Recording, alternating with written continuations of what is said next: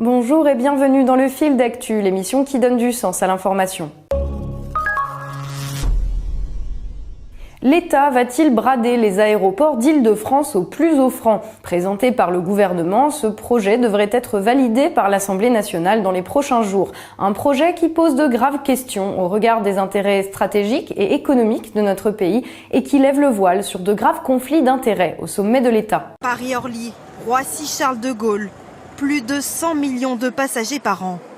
Les deux plus grands aéroports français vont-ils être privatisés ?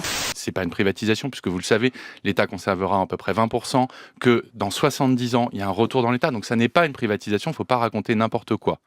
Et dire que cette partie, elle porte sur la nouvelle politique industrielle de l'État et notamment le fait de dire on protège mieux nos brevets, on facilite l'émergence d'innovations de rupture, notamment dans l'intelligence artificielle ou les nanotechnologies.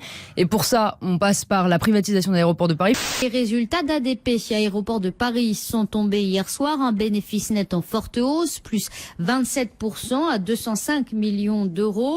Nous ne savons pas gérer une compagnie aérienne, c'est pas le rôle de l'État. Ce n'est pas de gérer des boutiques ou des hôtels qui représentent une grande partie du chiffre d'affaires d'Aéroports de Paris. Le rôle de l'État, c'est de protéger les intérêts stratégiques des Français. Enjeu pour l'État, au moins 8,7 milliards d'euros. C'est la valeur aujourd'hui de ces 50,6% au capital d'ADP. Le problème, ce n'est pas les services et commerces. L'activité principale d'Aéroports de Paris, c'est de gérer des terminaux. Et les terminaux d'Aéroports de Paris, c'est vital pour Air France. Donc le premier problème, c'est de faire en sorte que la régulation soit assez stricte pour empêcher une hausse des redevances qui pourrait être fatale à Air France et qui pourrait coûter très cher à tous les passagers et aux autres compagnies aériennes.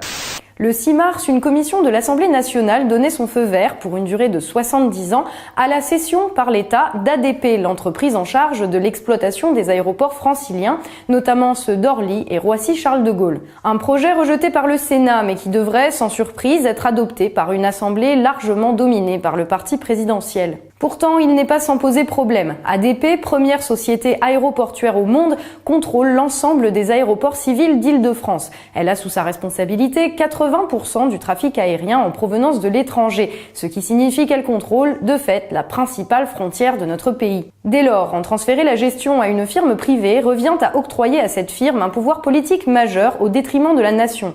Ce n'est pas un hasard si même un pays comme les États-Unis, très attaché au principe de marché libre, a toujours conservé la propriété de ses aéroports. C'est que le contrôle du trafic aérien constitue un enjeu stratégique essentiel en temps de paix comme en temps de guerre. Mais l'État a-t-il seulement un intérêt économique à brader de tels biens ? En vendant ADP, mais également la Française des Jeux ou Engie, il espère se financer à hauteur de 300 millions d'euros par an. Or, aujourd'hui, ces sociétés rapportent chaque année environ 800 millions à l'État. En les vendant, l'État va donc, au final, perdre de l'argent. Mais le scandale ne s'arrête pas là, car en concédant l'exploitation d'ADP, le gouvernement a estimé que les actuels actionnaires minoritaires risquaient de voir diminuer la valeur de leurs biens et donc de compenser cette baisse. En clair, l'État va donc payer pour vendre son bien. Une situation ubuesque absolument inédite en France comme à l'étranger.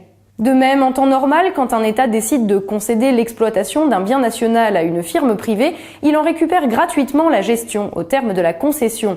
Mais ici, il est prévu que dans 70 ans, l'État devra racheter les actifs lui appartenant. Encore une fois, une décision sans précédent, difficilement compréhensible. Bien sûr, il y a les explications idéologiques. Ainsi, concernant la Française des Jeux, le ministre de l'économie Bruno Le Maire a déclaré que ce n'était tout simplement pas le rôle de l'État de s'occuper de jeux d'argent sans se demander si la décision était bonne ou mauvaise pour le pays.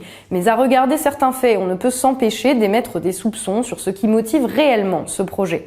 Ainsi, on s'étonnera d'apprendre que Bernard Mourad, le banquier désigné pour conseiller l'État dans cette affaire, et qui devrait en tirer d'importants profits, n'est autre qu'un ami du président de la République, ayant personnellement pris en charge la collecte des fonds destinés à sa campagne électorale. Ou que le rapporteur de la loi Pacte, Roland Lescure, était encore récemment premier vice-président d'une banque pressentie comme futur actionnaire d'ADP. Au final, cette grande braderie de nos biens nationaux ne serait-elle qu'une escroquerie organisée au sommet de l'État dans le but d'enrichir quelques copains ? Nous ne l'affirmerons pas ici et laisserons chacun se faire son propre avis sur la base de conflits d'intérêts, eux, clairement établis. Au final, ce n'est pas le plus important. Qu'elle soit motivée par l'intérêt personnel ou par un dogmatisme aveugle, une trahison reste une trahison. Et ses auteurs, un jour ou l'autre, seront amenés à en rendre compte devant les Français.